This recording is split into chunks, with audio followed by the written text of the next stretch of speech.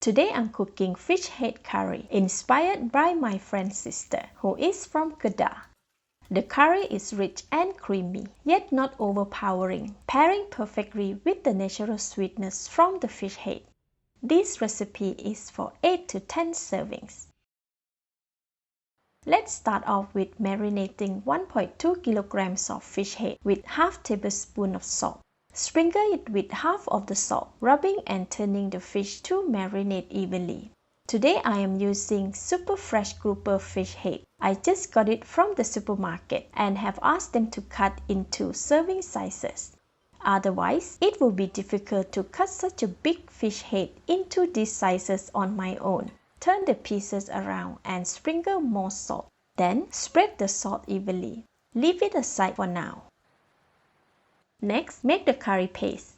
Add 230 grams of peeled and washed shallots in the blender, 35 grams of garlic, 35 grams of ginger, half tablespoon of chili powder, 70 grams of fish curry powder, and 200 ml of water for easy blending.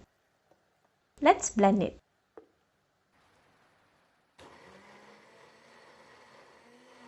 Oh, it's a little hard to blend as the curry powder has absorbed all the water. I am adding another 75 ml of water to the blender. Continue to blend. Okay, this is perfect. The mixture is well mixed and really fine. Let's go and cook the curry. Put the wok on the stove, add 200 ml of cooking oil and switch on the heat. Wait for the oil to warm up. Add 1 cinnamon stick, 3 star anise, and 8 pieces of cloves. Stir fry the spices for 30 seconds in hot oil or until their aroma is released. Add 1 teaspoon of mixed spices or halba jampo in Malay. Stir fry for about 10 seconds to release its aroma.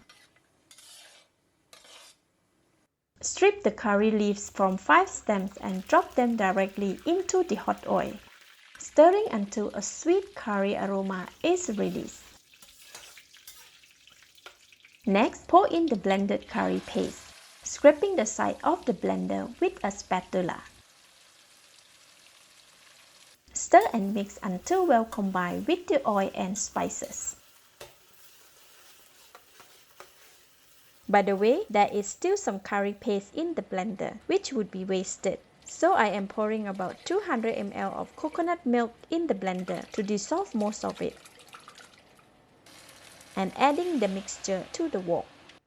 We are going to stir fry for about 8 to 10 minutes or until the paste becomes thicker and dry.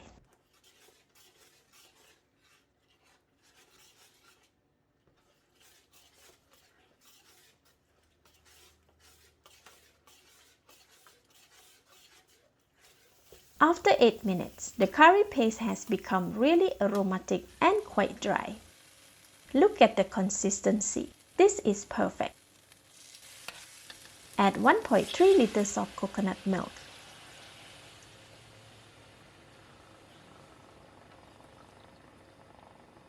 Stir and mix with the curry paste until there are no lumps and are combined.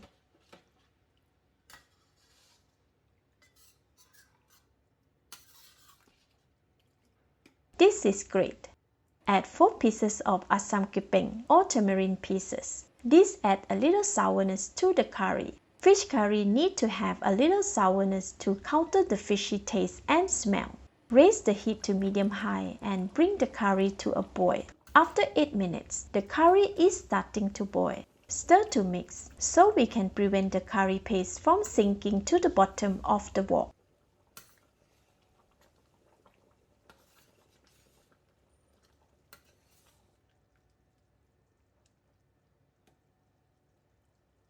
Alright, when the curry is boiling vigorously, submerge each piece of the fish head.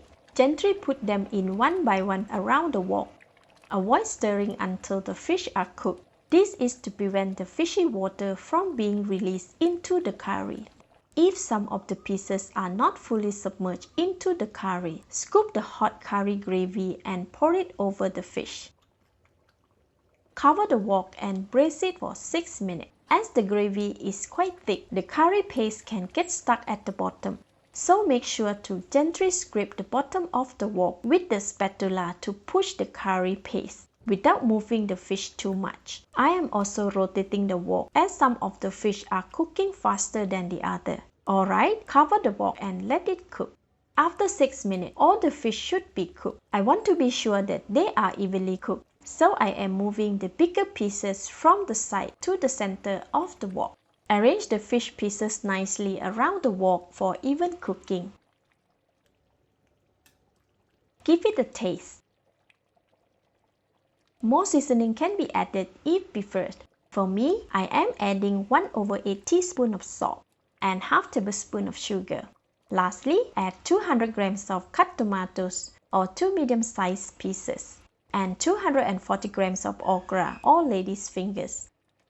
Cover the wok and let it cook for 1.5 minutes. This steam the vegetable with the heat from the curry. Open the cover and see, there is a lot of steam and the vegetables are half cooked. Stir to combine and push all the vegetable into the curry.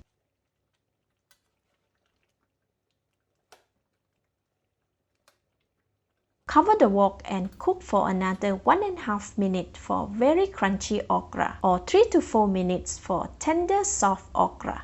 Alright, give it a stir to prevent the ingredients from getting stuck at the bottom. Give it a final taste. Wow, delicious! Switch off the heat. Tear about 10 grams of fresh cilantro leaves for garnishing. And we are done for our delicious fish head curry. This can be eaten right away or allowed to rest for another 1 to 2 hours for the best taste. Dish it out and serve. Enjoy!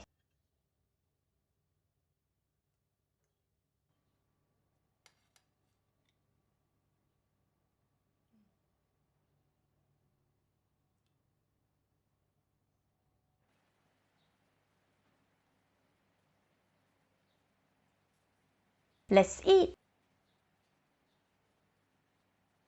Wow, it is so tasty! The curry is rich, creamy, and very fragrant. A hint of the sourness cut through the richness, while the fish head is so fresh and sweet.